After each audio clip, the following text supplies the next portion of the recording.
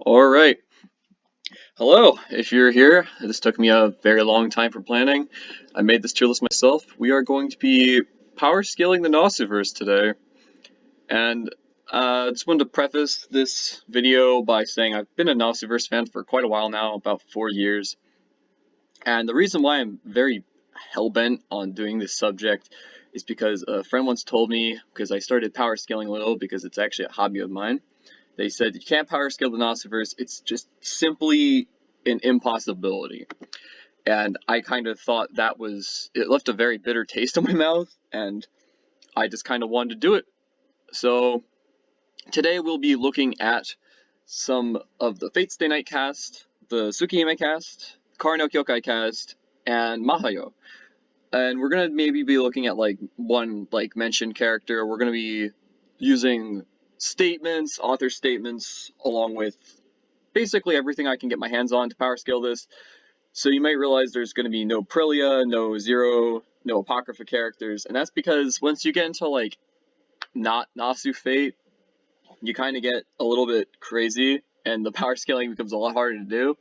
So today we are more or less just starting here talking about all the characters.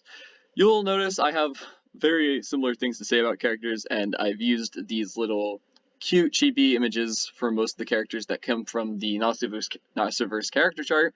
Nasuverse. I'm gonna be pretty casual, no script, just talking about it. Have a lot of these characters' abilities memorized, so to me it's pretty easy to know where to get started and how to get started and everything. So let's begin. There's so many characters to start off with that it's actually kind of a bit menacing to begin. So let's talk. Usually, I want to talk about characters I find to be generally the stronger characters are the ones that I like to go over first because I like to have a sort of balanced distribution in terms of stuff. So you may see I have Wark here. I'm actually using this PNG to represent Arcoid Untapped or just Archetype Earth, if you know her from Actress Again. Also, for reference, I'm not using any statements or things from Tsukihime Remake. That's completely different, and the scaling is also completely different. I'm only going old verse stuff because to me that's what I know better. I actually haven't read Remake yet, and I want to clarify that. So we have Wark here, who I'm actually using for Archetype Earth. So to clarify that, pretend this is Archetype Earth. I couldn't find a small chibi picture for her. She is like top, the tippity top of verse. She's going to be up there, and if you don't know exactly what the Crimson Moon is capable of, because Archetype Earth is actually just the Crimson Moon possessing Arcoid's body. Ciel states that her very existence was like tilting the axis and melting the ice caps and stuff. She has a night arm. She has ability over pretty much all of Earth, and she can tap like the mana's Earth, like the entire like almost counter force single-handedly. The Crimson Moon, had created an entire replica of the moon, and then proceeded to toss it at the planet Earth. And speaking of, there's another character we're putting up in SS tier, which is Zelrech. If you don't know who Zelrech is, that's not super surprising. He's more of a character that kind of sits in the background, but if you watched Heaven's Feel, you probably know him because of the shiny laser dagger that Rin uses. Zelrech actually beats the Crimson Moon in combat. Not only that, he takes his weapon, the Zelrech dagger, the jeweled sword, which is actually full access to second magic. This guy can dimension hop. He can hop through timelines. And with the Zelrech dagger, he not only blew up the copy of the moon, he fully vaporized it because Earth was left untouched from their battle. Absolutely insane. Like, no one even remotely compares to him when he's at max power. I think he can honestly fight literally everyone on this list single-handedly, no difficulty. He's literally the Kami of Magi. If people, when they hear Zelrech's name, they're like, that's it. like at the end of Heaven's Feel, Rin was gonna be like punished and or like executed because of the stuff that happened. Like it was under her watch, and then Zelrech comes in and is like, "Nah, fam," and everyone just like instantly forgives her because like Zelrech showed up. He has so much clout, it's insane. Not only did he fight the Crimson Moon, he met Child Arcoed. He even started like he like was the one who established the Holy Grail Wars, and he established them knowing like if it got out of hand, he could like put his foot down and like control the situation. So like if that doesn't make you like understand like exactly what kind of beast Zelrech is, like he's a total monster, completely and utterly. Like the like SS tier is like so high, much higher than the tiers like we're gonna go over below this that it's kind of almost hard to go on to the next tier because it's a massive like drop in power. But this is where I have a couple characters. I definitely think Arcoed is an S tier. Arcoed is a true ancestor, actually the princess of the true ancestors, meaning she's technically the strongest. I mean, even at 30% of her power, Nasu stated she is capable of like the power of 4 raw servants, and she could even duke it out and fight 2 servants at once and even win. She's stupid strong. She has access to the chains that come straight from the planet Earth. She has access to pull all the mana from planet Earth that's around her. She can tap into the counter force. She has access to a marble phantasm, which is literally just a reality marble on steroids. It's not bringing you into a reality. She's literally imposing her reality on planet Earth. And what she can even like control the space in there. Like she like created a vacuum and like ripped apart Roa's body. And that was her at 30% was this 4-time servant level. Once Roa is killed and she's like back, like she gets the part of her soul that was in Roa back, then she gets to like 50% Queen, who's like even stronger than that. Like it's insane, right? Arcoed is just like built above pretty much everyone, and that's why like they have to nerf her like several times over to even make Tsukihime like a comparable series, because if she was at 50% Queen, she would have just like she would solo like literally anyone here, like no one could even remotely touch her. Also in this tier, we have characters I would say like Gilgamesh is up here.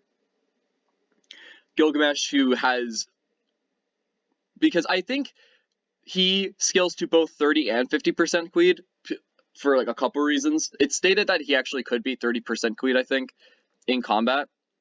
But I think he also could scale to 50% Queen, but because we never see like Gil actually like try, he kind of just sits on his like ass half the time and just shoots like pew pew from there. He actually could, if you don't know what exactly Gil's capable of, which I mean I imagine you do, but he has access to Gate of Babylon, which is potentially the stupidest noble phantasm in just Fate entirely. Access to anything between weapons, ships, food, armor, like you name it, it's in there. And he has the highest grade weapons in the world. Noble Phantasms, A+ rank and higher, just sitting in there. And he can fling them like a Gatling gun. And he basically, it literally costs like no mana to do this. He kind of just can do it infinitely. I mean, I know I said I wouldn't be talking about other works, but I just to reference, like Gilgamesh could even like open up like the entire sky full of Gate of Babylon when he was fighting Enkidu and Strange Fake. While I won't be referencing outside works that much, I'll be using them for just kind of like to clarify and solidate my points. And yeah, Gil just is insane, and that's not even talking about Aya. Once you get into Aya, you get into this EX like living distortion that punches a hole into the universal void. I think that says enough. Just like looking at it was giving Shiro like a like it was burning it, like it was like killing him just by looking at it. Just because comprehending it is like staring into an abyss. It's literally like the peak. It's like peak weaponry, and it easily eats through reality marbles. It's anti-world. If that puts it into perspective, it's an anti-world noble phantasm. and you see him like slap away the Grail's hand, like it tries to swallow him up, and he just lightly waves it, and it just backhands the Grail away. And I think that gives you a pretty good synopsis of just like Gilgamesh being just way better than everyone. And like I know someone, I'm probably gonna get at least one person saying like somewhere out there is like, oh, Shira beat him, fodder. But I really think that was a lot more of a situational context in the fact that Gilgamesh like refused to believe he needed to go and actually try even a little bit against a human being, not even a servant. So that's my reasoning for that. Other characters who sit in this tier are Dark Sakura. We have a character who is absolutely monstrous. She has these giant hollow shadows that she's using when she fights Rin, and they are like I think they were stated to be like either like individual servants or like noble phantasm in strength, and that's just insane. Just creating these hollows that are like borderline servants, like all over the place. On top of that, I mean, we see her like literally just chop Gil in half. She survives being like ripped up by Gate of Babylon. She's like a pile of like limbs like detached, like organs out, and she like regenerates entirely.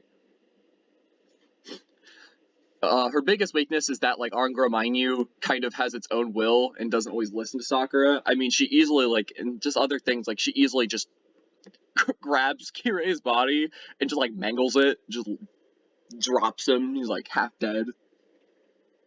She could do so much, but like the best way to describe her power is she's literally has access to the Grail's mana, which is literal true magic. And like you see other characters that use true magic, like up here, just really powerful, right? Just some real. She has access to like Heaven's Feel, like this ocean of mana, and that's insane. Obviously, she's extremely strong. She was literally threatening, like she was going to like create the Angra Mainyu beast and like become a threat to like the entire world at a certain rate.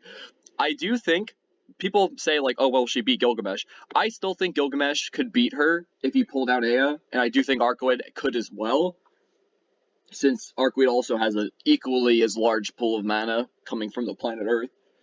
So I think when it comes to these characters, I think they do scale relative to each other. And I think for now, that's where I'm going to leave it up here. There might be another person joining like that kind of roster of servants. But you have just people who are built different up here, pretty much. And I'd like to bring up, I guess, the next tier will be full of high servants and more. So we have, obviously we're bringing Saber here. Saber is a very high tier servant at max power with Rin. She has like literally no bad parameters. She has access to a holy sword conceived by like in like light. I think it was conceived in a star even. Has access to Excalibur, which is like the hopes and dreams of like all the warriors who see it. And like that thing, I mean, I know I'm bringing up Zero, but that thing like blew up Caster's Eldritch Abomination, which was a city buster. So I mean, you gotta look at Saber and be like, oh yeah, she's clearly no joke. And if you give her Avalon, which I know she doesn't actually have all the time in her Saint Grav, but if you bring up Avalon, she has access to an EX rank invulnerability multi-dimensional like barrier thing. Like could avoid any of these characters' attacks. Like just tank them. If you want to use like the denaptation for like a visual of it, like Gilgamesh wings Ea and she just like tanks it with Avalon and then charges through it and then just kills him. I know obviously Gil wasn't trying in that fight, obviously, but like there's something to be said about like full power Saber being very, very strong. Something people like to sleep on and call her like fodder and stuff. She's not. She's really not. Ironically, this isn't even the strongest form of Saber. There's a couple other ones. One we'll actually be discussing in this tier list, which we'll get to a little bit later. I think so. For now, let's talk about maybe some of the other servants. I think the next one we're talking about is Berserker. Berserker's clearly in this tier. I mean, do I need to go over Berserker? I mean, 12 individual revives, which by itself would make him insane because he has like A in every parameter almost. On top of that, he regenerates constantly and gains immunity to whatever hits him, like gains slow resistance to whatever like does damage to him. He's a freak. Like Berserker is a full-on freak, dude.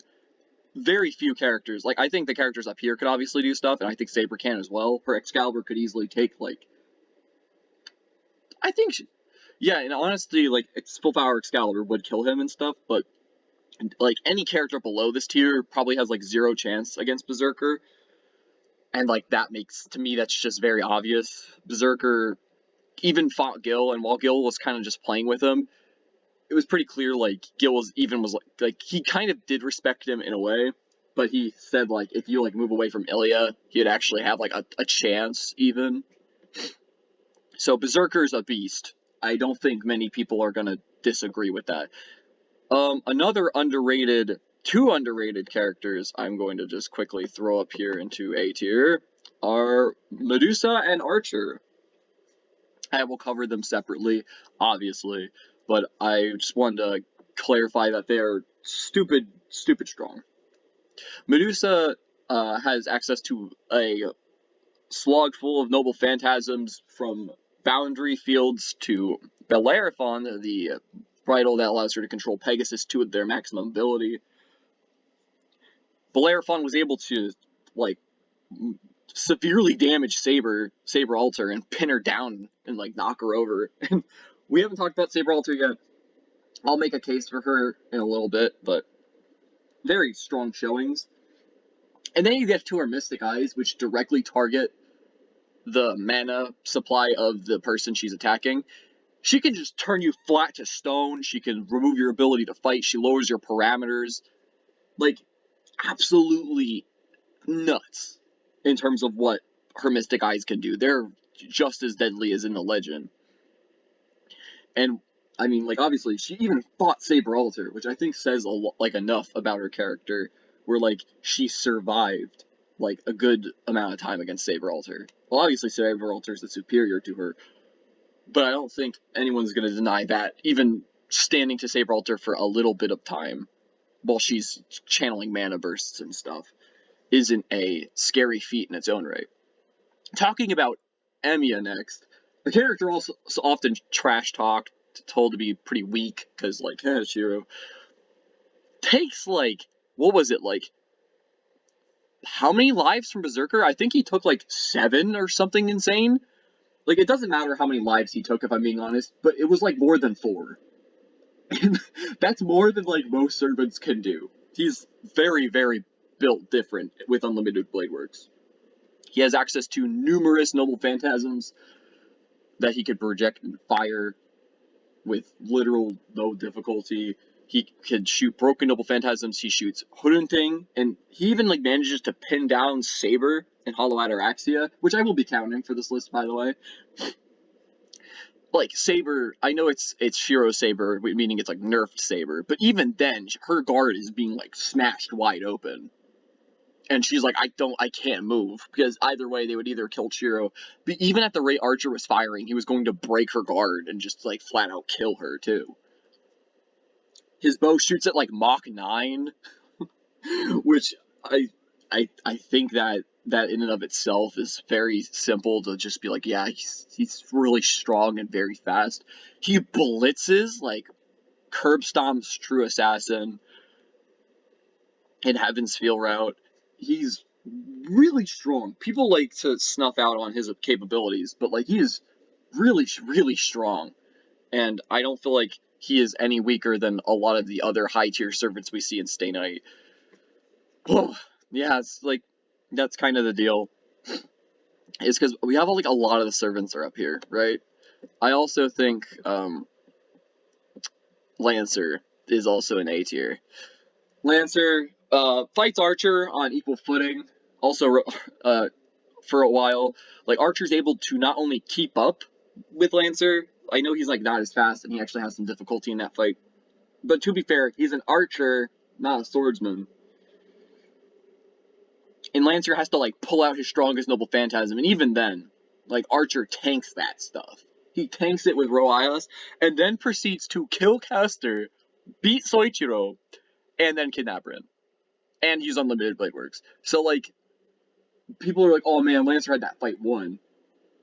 And while Archer's like gives up, he's basically like, I'm not your enemy. Like, I don't really care anymore. I got other things to do. And then I obviously think Lancer's super strong, protection from arrows, guts, both of the Gaybogs, like reverse causality. I feel like Lancer's pretty simple. It's just he's really strong and fast. He also mollywops True Assassin, which I think like everyone up here kind of like slaps True.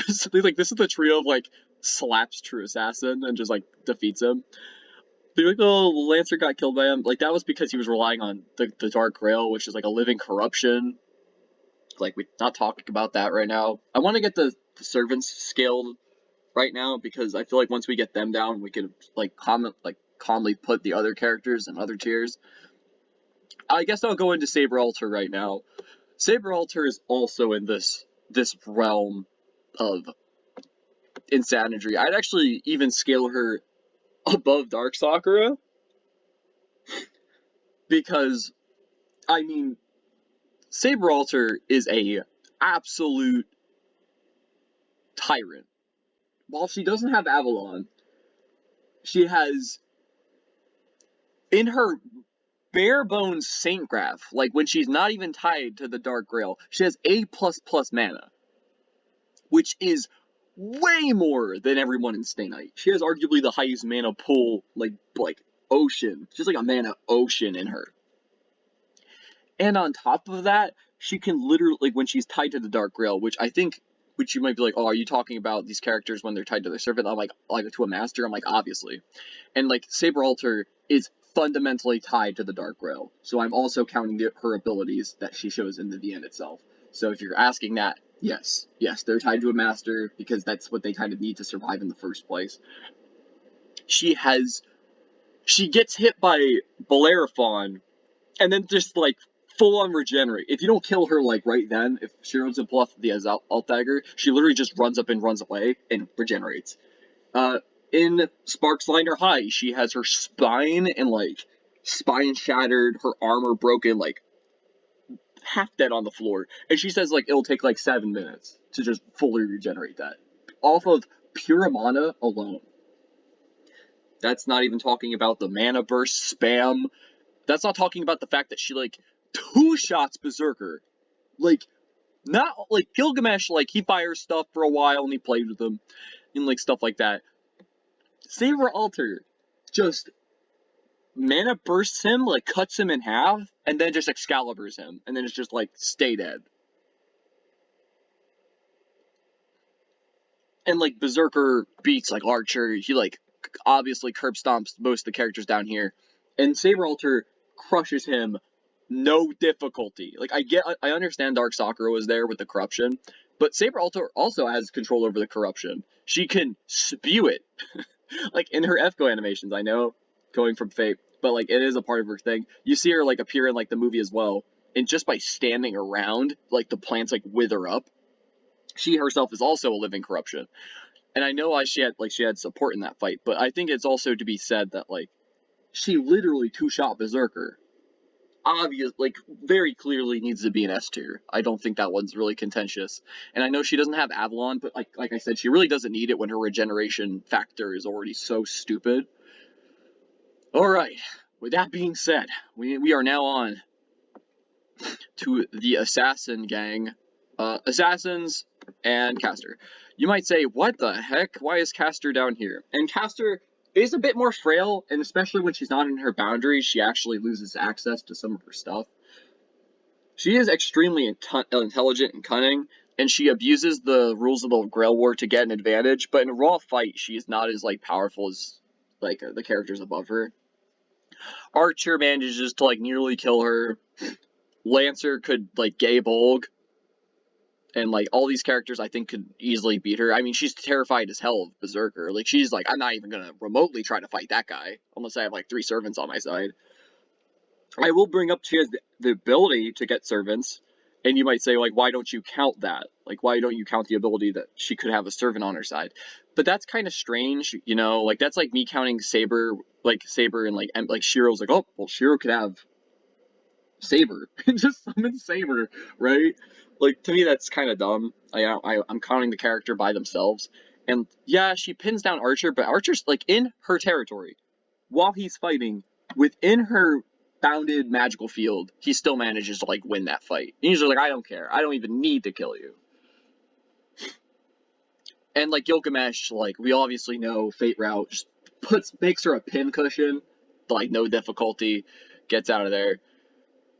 And like True Assassin also snuck past her barrier, and then also kills her as well using sabotage. So like they're kind of relative to each other.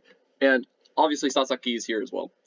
I will bring up that Caster has like a ludicrous amount of spells. A lot of them are A rank, and that's really strong. But you know who also has A rank spells? Rin. Um, like her spells are not weak. Don't get me wrong, but she is a lot more grounded and a lot more based on like. She's not like these guys are insane, and these guys are like undefeatable almost. While like you go down here and I feel like yeah, they're a lot more grounded. True Assassin, while he has good parameters, it's kind of strange. Like he just kind of gets bodied. He doesn't really have combat experience like the other characters do. Gets bodied by Archer, gets bodied by Ryder, is really losing his fight against Lancer until he gets Dark Sakura to help him out. Like he would have died, right? Like if Lancer was charging Gay Bulk, if Dark Sakura didn't like inhibit that, he would have just like his heart would have just been skewered and he would have died. I know it's probably going to disappoint some people that Sasaki isn't up here, and I know people are going to argue that Sasaki deserves to be up here because he has true magic in a way and with his swordsmanship. And I get that, but like he's really fast, but he has 0 durability and he has no hacks. Like his hacks is I can cut you so fast and trap you with my sword. That hacks is like really weak compared to I don't die, I can pin you down and freeze you near instantly. I have an entire dimension of weapons I can control and project into reality. I have a sword that can destroy a city buster. Like he's not on that tier. He just isn't. Like by fundamental, just like he has no big unga bunga that can like actually make him fight on tier with these guys. Weakened Saber, he does have a fight with, but she even still wins, and that's weakened Saber. That's not even full power Saber. He's definitely not weak. I mean, the guy has A+ speed. The guy like warping and teleporting around. He actually learns as he fights. He can like adapt, and his fighting style is always like learning and like unique. So it's kind of hard to adapt to him. But at the same time, you don't really need to adapt to him if you just don't give a crap about his fighting style. Like Archer could just shoot him from far away, and there's like he's not really gonna be able to close that gap. So that's why these characters are here. And Cursed Arm, he has Cursed Arm. I mean, he still gets pinned down by like people and other tiers and stuff like that. These characters can be threatened by characters below them. I'm being honest, and we see that too. So that being said, we are finally done. I think with servants. I don't believe I missed any. Thank God. I think I would like to go over the rest of Fate because Fate is kind of relative. And I think we could go over that now.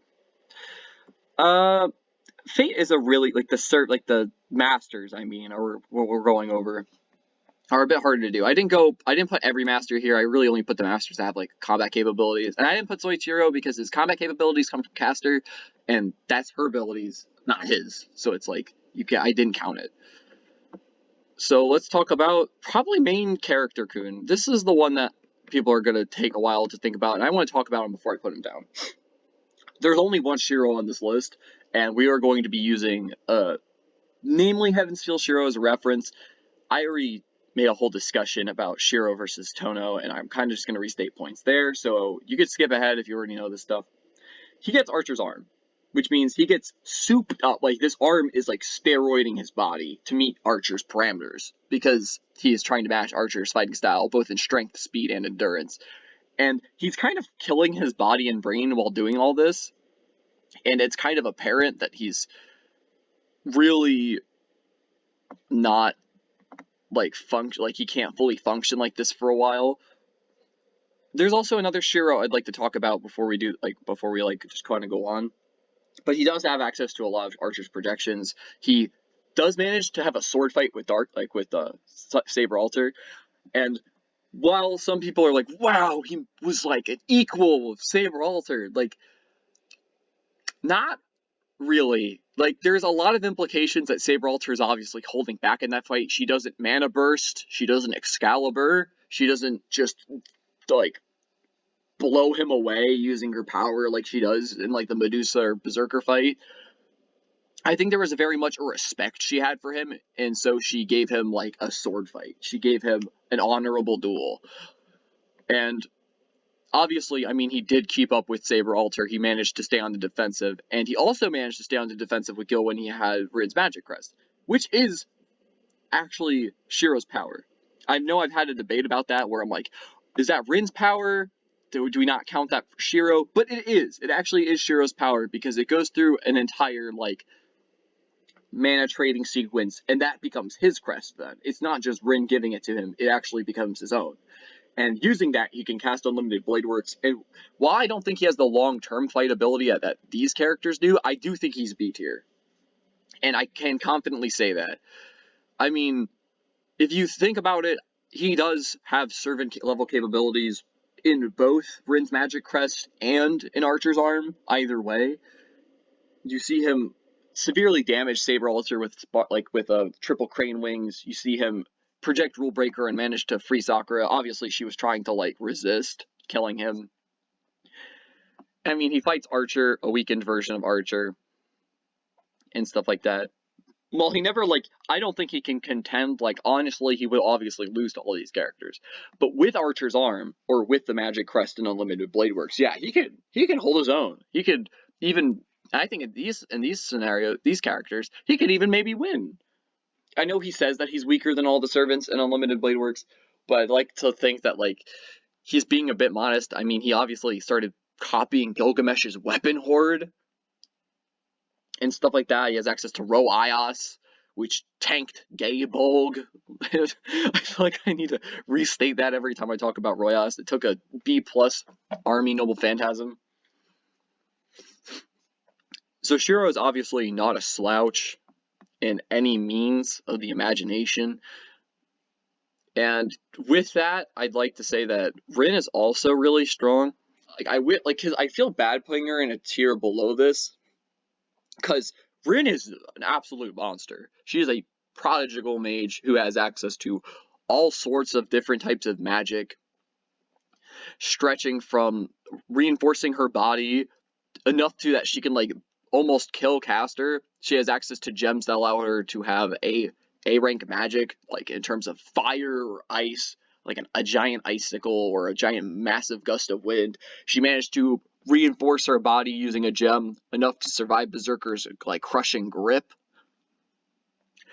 And she even with Zelrich, obviously, she even manages to fight off Dark Sakura, and she would have actually won that fight had she not if she had the heart to kill Sakura. And Rin has some real impressive showings. For a kid, her showings are absolutely insane. She is an absolute monster. Obviously, I do think these characters scale above her just physically.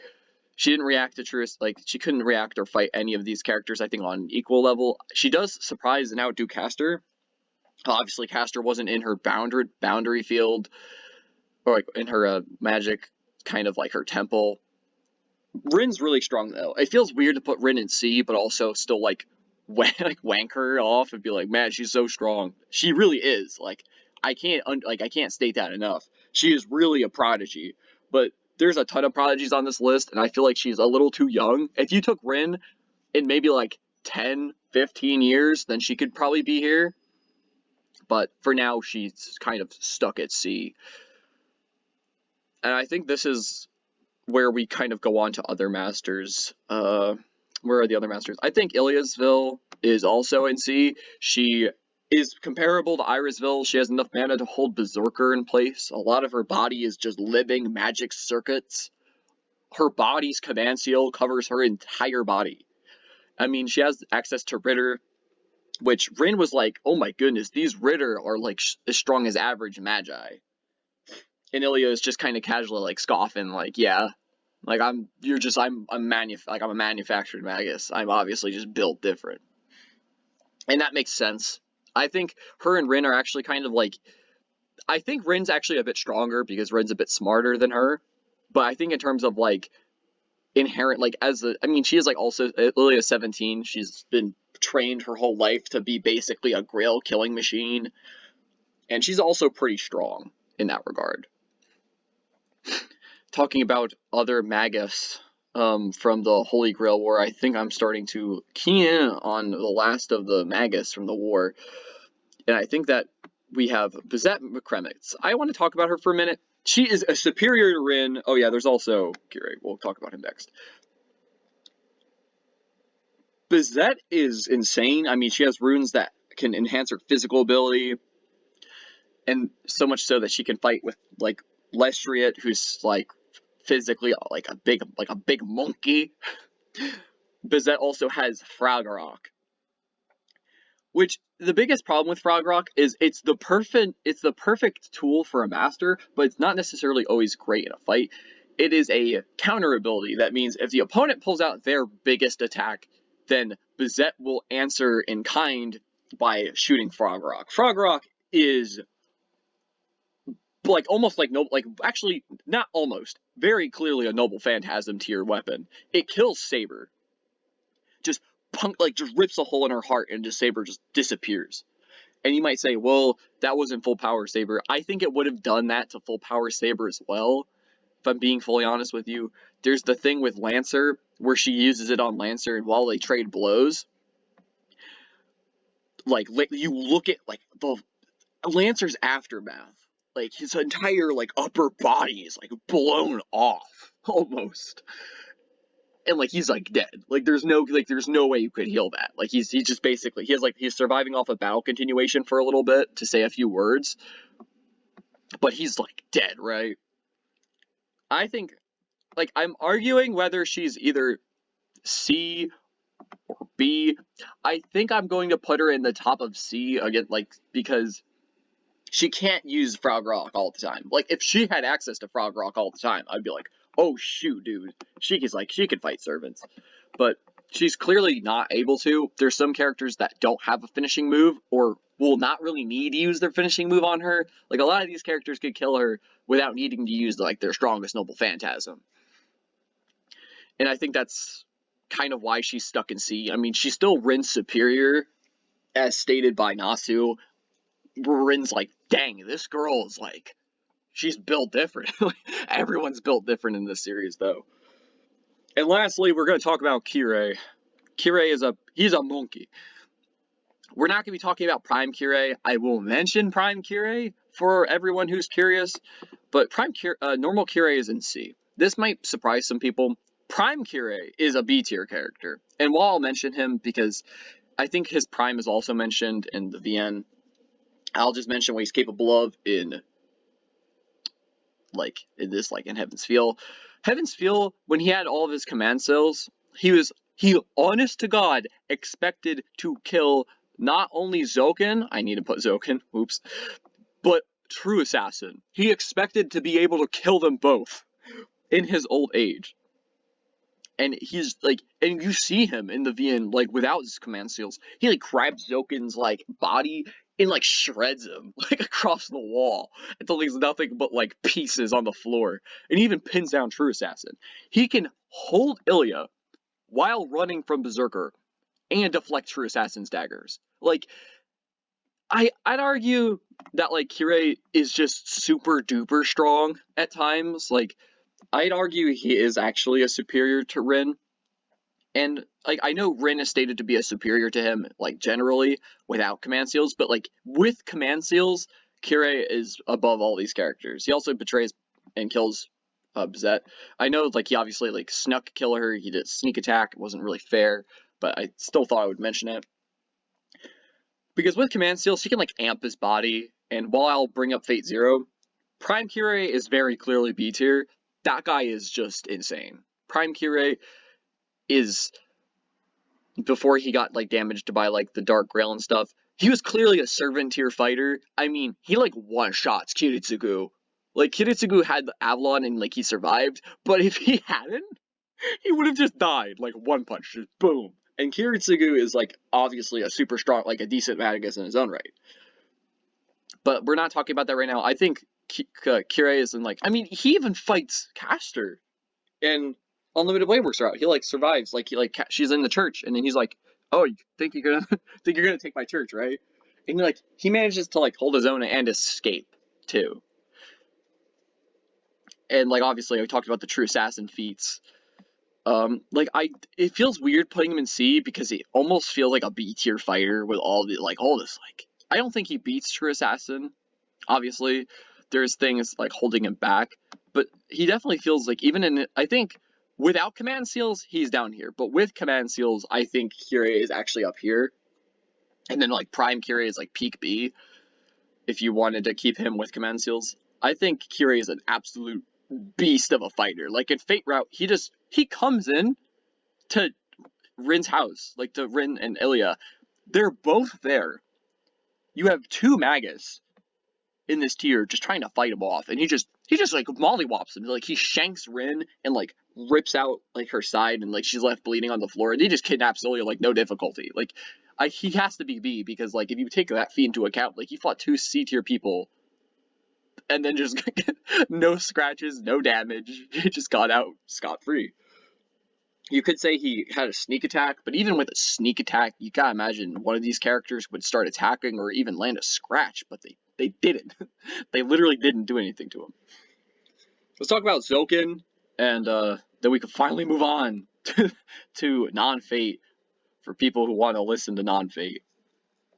Zoken has a pretty much he has like one worm that he can hide anywhere and then just constantly regenerate his body off of corpses. He could possess corpses using his worms. I mean, if you gave me an opinion, I think he's like C tier. He's really strong. Like, don't get me wrong. Kyrie was pretty confident in killing him, and I agree with that. I think Kyrie could, especially with his like his black keys and like his like church training, which he's been doing like all of his life. Zoken, it was stated like somewhere like it would take a missile to take him out or something. And he is definitely really strong, but I don't feel like he is in like a tier where he could like handle a servant really. To be honest. Yeah, I'm yawning. I told you this is unscripted. But he's definitely here. We got a lot to do. We got a lot to look over. So we still gotta have a little bit more to do. I might speed it up a little. Koma is a B tier character. This might come out of nowhere, but it's Nasu literally stated he could fight an average servant on his own. Like, easy peasy, like an even win.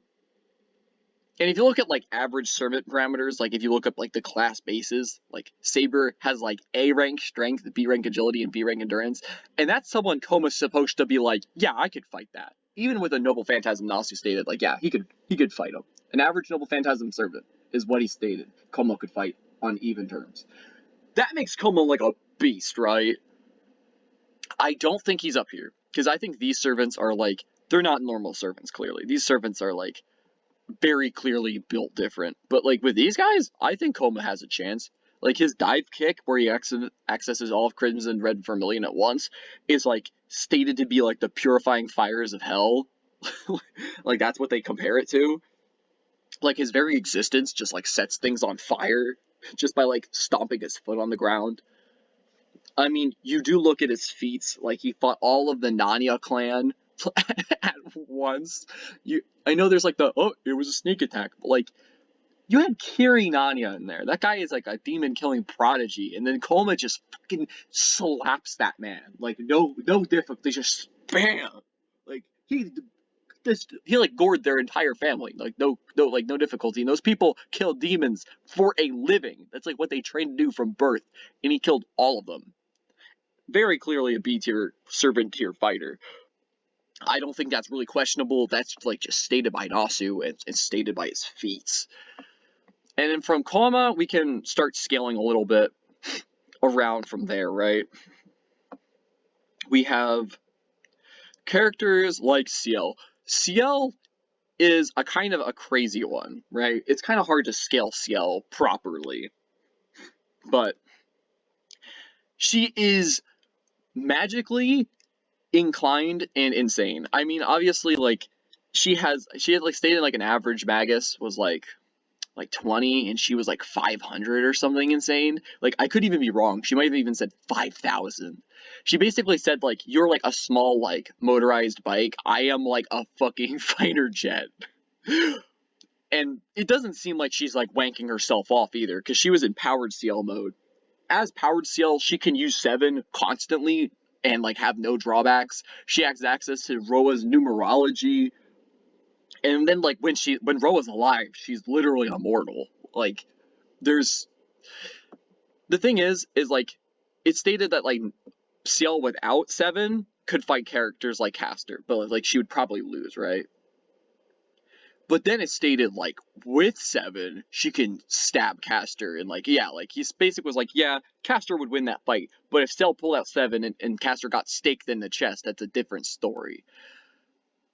And then you get powered CL, which was introduced in Actress Again Current Code, which is just like a beast. Like she stores up like what was it like several years worth of mana in a single burst, and she just like goes through all of like her story curb stomping, and the only people that could beat her are like Archetype Earth and stuff. She like no diffs Resbeth, who we'll talk about later. I think CL is A tier. That's a bit of a hot take, but I honestly think she is so strong when she's powered. Like powered CL is up here. When she's using like years worth of stored mana at once, she could easily fight servants, and I don't really think that's a question. I mean, she actually thinks she could kill Arcoed if she had Black Barrel. And stuff like that, where I feel like, yeah, CL is definitely like built different. A lot different. Even like if you scale her to like Roa, who's like her like surrogate daddy, he's also kind of insane. Let's talk about Akia. I think Akia is C tier. I mean, she has access to like the invisible caging hair, which can drain life. She kind of just curb stomps Shiki. He's down here. He's kind of weaker than everyone, and I'll admit that. I mean, he can make sharp blood thingies, and he's strong, and punched a hole through Akia when she tried to save Aku. But generally, Akia kills him. Everyone up here can kill him pretty easily. Akia has invisible caging hair. She can access and make claws out of it, make a ton of other things out of it. But she's physically frail and like loses her sanity from using it over long periods of time, making her a lot weaker than like everyone else. That we're gonna talk like a lot weaker in terms of frailty. Like I talked about Rin versus Akia, and I think Rin wins because Rin could just punch her, and that would be that. Obviously, she would have to like bury her up and everything. But moving on, we have. Let's talk about the DA. Let's talk about the vampires, the vampire gang. Starting with Nero. I mean, I don't think anyone's gonna second guess me putting Nero in A tier, right? Nero is a freak. He has a culmination of he's a living chaos pretty much, and like Arcoid like dices his body in half, like splits him in half, and he's just talking while his body is cut in half. He's almost like Majin Buu, where his durability it doesn't even matter because unless you kill all of him at once, he'll just regenerate nearly instantly. And like if you take that the segment, and it also would take like a continent buster to kill him, which that was a statement. That was something that happened. If you take that very literally, that means it would need like a servant's raw noble phantasm to even kill him. And he could split his chaos. He can try to eat you alive and drag you into it to replenish mana. He has the Soil of Eden. He has numerous top level magecraft from the Age of Gods. I mean, he's A tier. Like, I don't know what else to say. If you don't believe me, then like some people don't think the vampires are servant tier. I think they're dead wrong. I think the vampires are like hecka haxed. Like if you look into some of the DA with their abilities like summoning reality marbles, inflicting death There's one that like was a living forest, like a massive living forest that like eats people. I don't really think for like any reason that Nero is just anything but A. And that also applies to Roa. And like to be fair, I think that applies to like most of the vampires. I'm also gonna throw Warkia here. I think they're on the lower end of the A tier, which might be like, okay, that's kind of sus, dude. Roa has been alive for like 500 years. He's learned time manipulation, like high scaling numerology, has access to a full on reality marble. He's restored his body from literal mush on the floor. And a really easy way to scale Roa, I know people love to downplay the hell out of him because they're like, oh, Shiki beat him. Oh my gosh, he must be trash tier. We're lower than Nero Chaos, right? Nah. It's stated that Arcoid, when she was like kind of like the way she is here in like Melty Blood, is like 50% of her like total power, and like this is 100%. 50% of her total power, and it stated that when Roa took part of her energy and escaped, she was reduced to 30%. Using literal first grade math, you can deduce that Roa had stole 20% of her total power. And 20% of Arcoed is extremely powerful. Like 30% Kweed was fighting two servants at once. 20% could easily fight on terms with a servant, in my opinion. And I feel like if you count that, then Roa is easily in this tier, not counting time manipulation and all that other crazy stuff. And Marky is here too. I mean, if you haven't played Melty Blood, then let me just summarize the idea of that. Literally all of Melty Blood's plot focuses around this guy and his ability to distort reality. Basically, he's a living nightmare, and when he takes the fears of the people and literally turns them into, like, he summons coma to reality. He summons like these characters into his reality because people fear them. And you might say, well, what happens if he's not using that ability? He can't summon upon the people's fears, right? Like that's like what happens if that's the case? That's not the case because he literally doesn't exist until the fears are formed. He's like this like almost like untouchable mass of energy until then. And when that does happen, he's like literally built different and untouchable. And then even like Shiki's like, I can't kill this guy. He's like immune to death. He's very clearly servant tier. I mean, he summons people who are servant tier. Simple as that. I think that is the equivalent of his strength. Moving on. Oh my goodness. We're almost at the end. I think we could properly throw Xion in here. She has access to Ether Light. She's a extremely good thinker. Arcoid's like, wow, you're really smart, Xion. Like, you can keep up.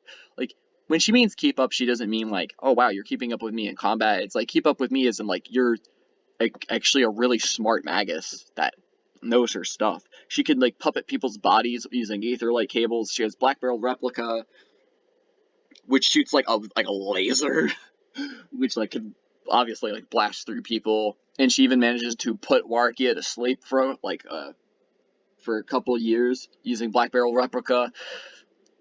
I think she's pretty strong. I don't think she's like in this tier, but like I definitely feel like she's in her own right very strong. And that's where we talk about Resbife. Resbife is kind of confusing. She's definitely weaker than CL. She's weaker than base CL, to clarify. She's also weaker than powered CL. She loses to both of them. I still think she is up here, though, in terms of just, like, fighting capability. She loses to Coma and Coma Route, but she's extremely strong in her own right. She punches with, like, 4 to 5, like 5 tons worth of force, which is, like, 10,000 pounds. Easily shattering, like, concrete and stuff like that with her bare fists, not counting her Shield of Goliath, which is, like, a reality marble, which comes from Egypt, and then, like, it can, like, imprint the glyphs on you as a counter technique. I think she can hurt and maybe kill people up here, but like by herself, she's not doing that. Like by I think she's a lot like Bizette in that regard. She's like, I can do that stuff, but probably situationally, do that stuff. All right, we are slowly closing in on the end. Let's talk about Satsuki Yumi Zuka. Um, let's talk about a real monster. She has a 1 in a several billion talent in terms of becoming a vampire. She basically becomes a vampire near instantly, adapts to it, and just starts hunting. She's superhuman, I know it's referencing the manga, but in the Melty Blood manga, she just grabs Tono and just slams him into the floor, ripples and shatters the concrete in all directions. I don't think she's as strong as these guys. I think she has the potential to really be as strong as them as well.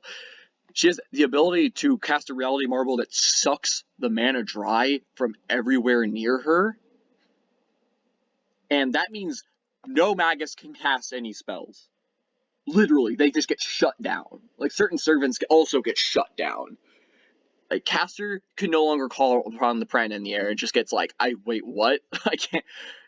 She can, with that reality marble, she can even punch a hole into her territory and probably even fight her.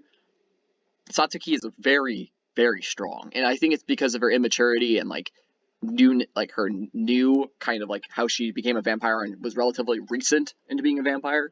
But with training and with a couple of years, she could easily be up here, I think. But because she's so young, she is still a mega, a super ultra prodigy, and I think that should be stated. That can't be stated enough. The fact that she can fight, I think she could evenly fight Kira. I think Kira still wins because of he has church training, but the fact that she can I think contend with these people, and I think she beats these people up. I think she fights these people and they can't do anything because their magic gets shut down. She's definitely no joke. We're almost done. I want to talk. Tono is controversial, but he and Shiro are equals. Nasu stated that himself. If they fought, it would be a draw. And people debate that, but I'm literally, dude, Nasu said that it's a draw. Just take it for what it is, dude. Being honest, it's pretty obvious that Tono is a B tier character. Mystic Eyes of Death Perception are hacks, dude. Hacks with capital XX 3, 4, 5 times. Instant death. Cut people in half, ignore defense. Null regeneration, null defenses, no reincarnation. He also has access to the Nanya fighting style. And Nanya himself is also a B tier character. If you put Nanya just as Nanya is in Melty Blood Actors Again, he's B tier, even without Mystic Eyes. With Mystic Eyes, Nanya's up here. And I can pretty comfortably say that Satsujinki, the killer that we see in Tsukihime 2, he blitzes DA.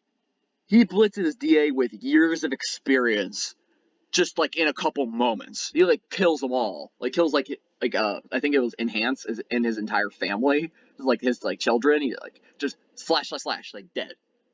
He did sneak in, but that's the ability of Nanya. Nanya's killing ability is surpassed Kiri Nanya.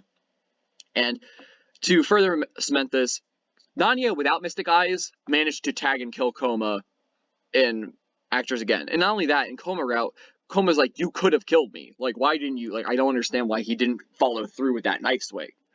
And that was without Mystic Eyes. With Mystic Eyes, which are hacks, he comes up here. And I really firmly believe people sleep the fuck out of this character in terms of, gosh dang, dude, Nanya is a beast.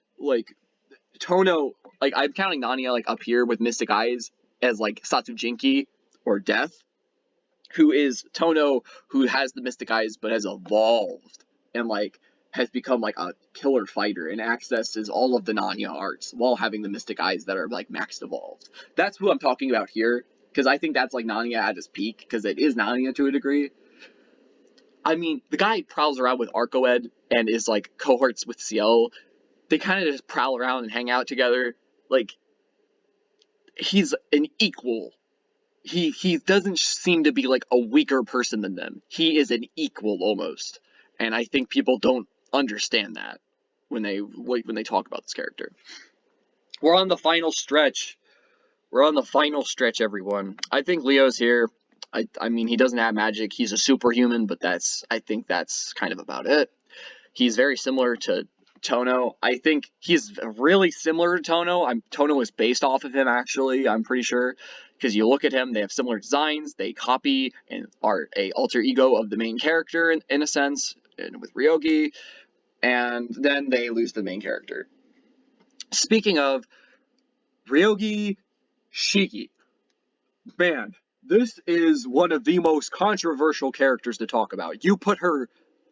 People put her anywhere between A rank or C rank. Some people think she is like weaker than Magi. Some people think she is like servant tier, can kill Saber. It is a mess, dude. Talking about Ryogi is a absolute cesspool on the internet. But I will make my claims and I will put them here. I'm not talking about Fate Extra Ryogi. That is a clearly different character and has insanely different scaling. I am not talking about any of the Fate Extra characters. As I said before, Outerverse, Fate stuff, we're not talking about right now. Let's talk about Ryogi. Ryogi is I think, pretty clearly top of B. I say that, and you're like, oh my goodness, you put Nanya above her. And I do believe that. She is a superior to Tono in Melty Blood Actress again, in which case she kills him and delimbs him. Clearly, she is the superior fighter in Actress again. And I think there is contention to say that she's perhaps even lower A when she wants to be, but we really haven't seen Ryogi go on the full extent of her power. You could scale her off of numerous people. Nasu said that she has the mystic eyes of Tono with the combat capabilities of Nanya, and I think that's a big part of why she's really strong, is like if you take that statement into account, she is Nanya who fought Koma on like near equal terms, and then the Hack's mystic eyes, and she's like up here. I honestly think Ryogi's like sort of an equal with Death, where like I think Death kind of surpassed Ryogi and it kind of ascended, and which is why I don't put her up there. But I think she's like the tippity top of B, where with us, like I'm talking like Knife Ryogi is like here, kind of like in the middle. Like she has like struggles against these servant tier kind of characters, but with a sword, she's up here. I mean, she fights Sora and Arya, and we're putting Sora and Arya like smack dab up here as well. Sora and Arya, whose bounded field is literally considered true magic. He can crush space like a vacuum, and so he bodies Knife Ryogi, right? Actually, he's like up here. He bodies Knife Ryogi. I don't even think these characters have like a good chance against him. If they're in his bounded field, he would literally just smush them, like turn them into literal guts by just crushing them in a vacuum chamber. And he like bodies Ryogi, right? He's like, okay, I want to take your mystic eyes, and I'm going to take them for myself. So he like beats the hell out of Ryogi and then knocks her out, and she's like unconscious. She gets the Kasagami, the sword. She wakes up, literally fresh out of being unconscious, picks up a sword, goes up the elevator, and just curb stomps, dude. Curb stomps Arya. He literally gets so freaking scared that he crushes his whole hotel, and he's like, I think I have to break the whole hotel just to stop her. And even then, she jumps out after him and then stabs him. And this was all while she was damaged and just woke up. Ryogi's insane. And I'm actually gonna buckle down and say, if we're talking about full potential, then Ryogi's up here. I still think Death Satsujinki is a little bit scaled a little higher, but I mean, by like virtue of that feat, Arya is a mid B tier, and she curb stomps him like no difficulty with a sword. And so like Knife Shiki is down here, Knife Ryogi, Sword Ryogi is up here. I don't think she wins against these guys, but to say that like she's like minuscule or does not ever win, no. I think she can even beat some of these guys. I think in the right circumstances and the right footing, she could easily kill a servant as well. Like I said, they're not immune to the Mystic Eyes, and they could very well die. And I think that's something people forget. And that's why Ryogi's up here. We're not talking about Void Shiki, because Void Shiki scaling is like, hey, just that is something else. You could either say Void Shiki's like here, or like SSS, like universal, because it's like stated she's a reality manipulator and stuff. We're on the last stretch of Maho characters, and Fujino Azagami, High B. She's a beast. People downplay her. I mean, they're like, okay, she's not really that strong. She has clairvoyance. She can see anywhere around her for like a couple kilometers. And her ability is literally to manhandle things. Like, she basically has the Mystic Eyes of Death Perception almost, but they're called the Mystic Eyes of Distortion. They are also hacks. She destroys an entire, like, skyscraper-sized bridge with it. She also just, it's like, if she Mystic Eyes'd a servant, like, up here, and, like, they just sat there and took it, they would die. Like, no, like, without a doubt. Like, they can't defend against her reality-bending ripple, where she would just bend them against their will and snap their spine or crush their skull. That's something they can't defend against. Obviously, she's not physically strong enough or fast enough to, like, keep up with them, but the fact that she has a damage output that is, like, able to rupture buildings, massive bridges, and everything. And that was all while she was fighting with her appendix that was literally broken. Like, her appendix was bleeding out and dying. Like, she was dying that whole fight, and she was still managing those feats.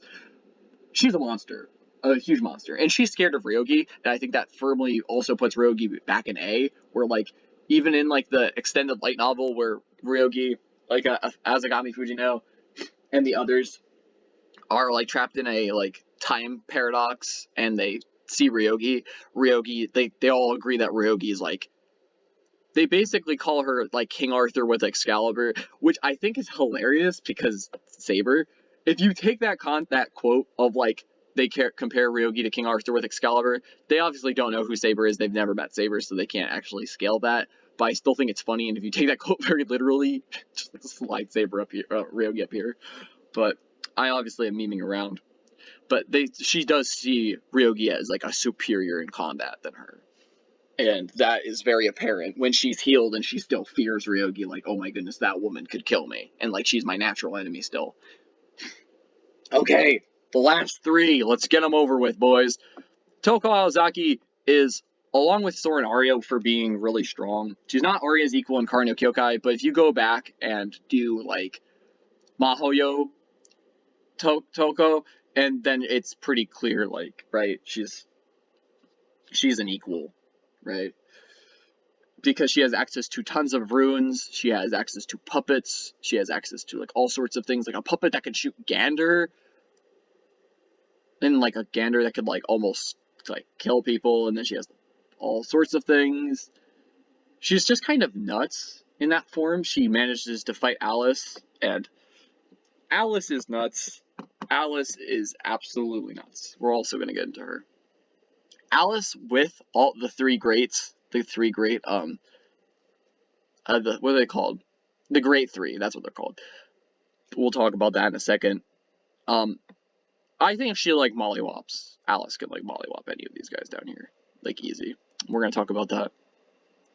Toko has runes and has all sorts of crazy stuff. I mean, she bodies Alice without the Great Three, and she even bodies her when she uses some of her powerful fantasy puppets, and, like, that's, like, it's still, like, Aozaki is really strong, like, it's, like, without a doubt. She even, like, her and Lou fought DA, like, the guys up here, like, these kind of level guys together. So I think that very firmly puts her in this B tier kind of, they exist and they fight on a very similar tier. Alice, Flat Snark. If any of you have ever seen Flat Snark, then the Flat Snark scene, then you know what I'm talking about. It's a being that changes reality, like borderline a marble phantasm, just imposes his reality on the world and starts to distort things into a fairyland.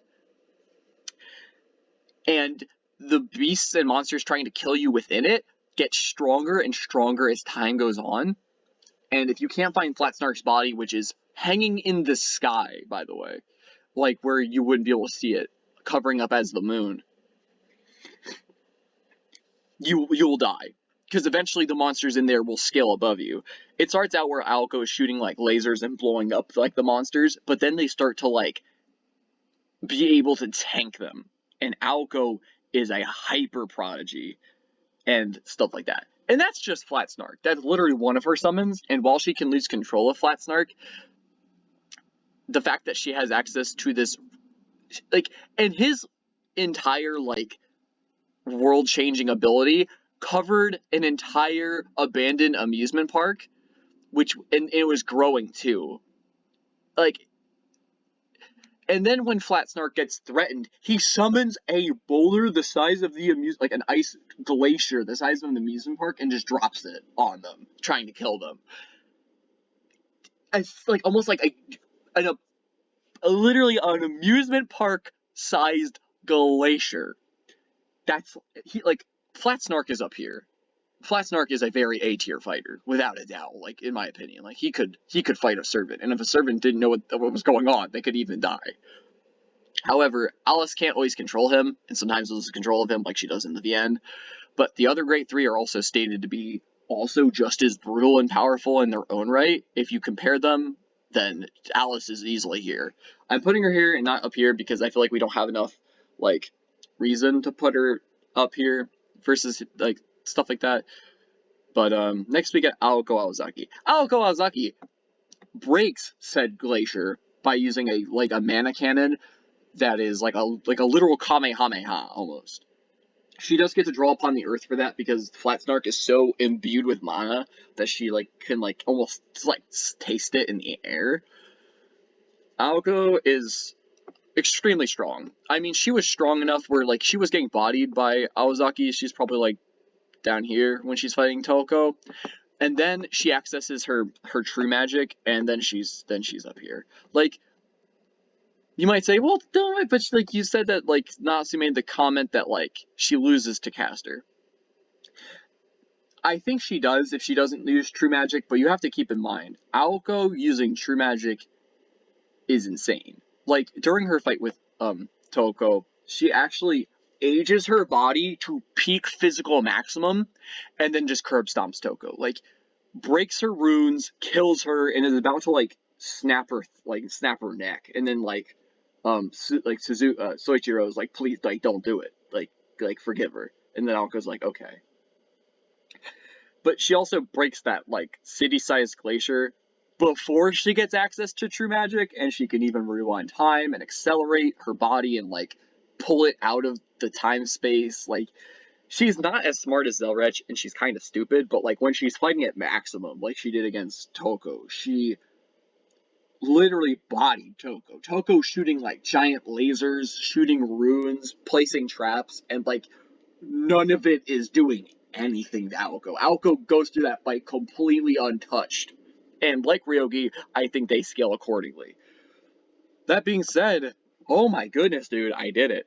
I scaled an Nasuverse, and there you go. There are my thoughts on this whole topic. If you have any comments or questions, I am absolutely willing to answer them. I love discussing stuff like this. And if you have any comments or concerns, maybe you say maybe I forgot something, maybe I didn't scale something properly, I think that, yeah, you can certainly ask, and I will be willing to humor and think about it. So with that being said, thanks for listening. I hope you guys have a wonderful day, and I'll catch you later.